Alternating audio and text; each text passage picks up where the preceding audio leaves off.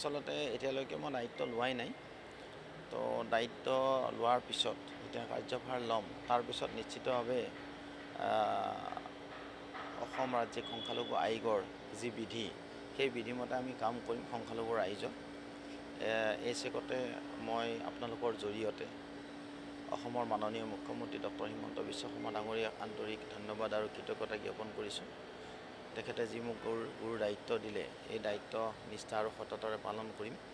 আৰু ইয়াৰ লগে লগে মোৰ অতি শ্ৰদ্ধাৰ ভাৰতীয় জনতা পাৰ্টীৰ ৰাজ্যিক সভাপতি শ্ৰীযুত দিলীপ শইকীয়া ডাঙৰীয়াকো আন্তৰিক ধন্যবাদ আৰু কৃতজ্ঞতা জ্ঞাপন কৰিছোঁ।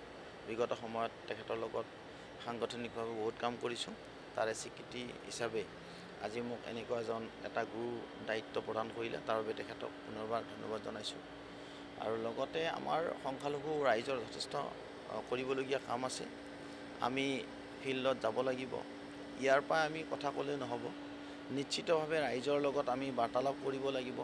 সংখ্যালঘু এলেকাবিলাকত আমি ভিজিট কৰিব লাগিব, তেওঁলোকৰ কথা জানিব লাগিব, অনুষ্ঠানবিলাকৰ লগত আমি ইণ্টাৰেক্ট কৰিব লাগিব।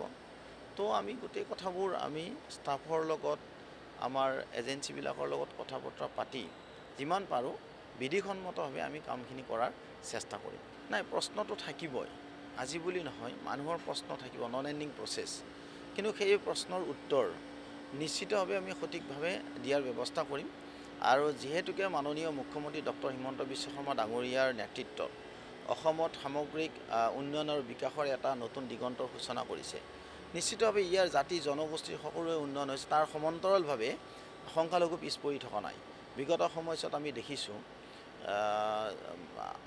বিগত চৰকাৰবিলাকৰ দিনত যি ধৰণৰ কাম হোৱা নাই, ডক্টৰ হিমন্ত বিশ্ব শৰ্মা ডাঙৰীয়াৰ নেতৃত্বত বিশেষকৈ আমাৰ ভাৰতীয় জনতা পাৰ্টীৰ নেতৃত্বাধীন চৰকাৰৰ যেতিয়া আহিছে তেতিয়া যথেষ্টখিনি কাম হৈছে, সংখ্যালঘুৰ উন্নয়ন হৈছে। এই কথাবোৰ আচলতে বহুতেও নাজানে।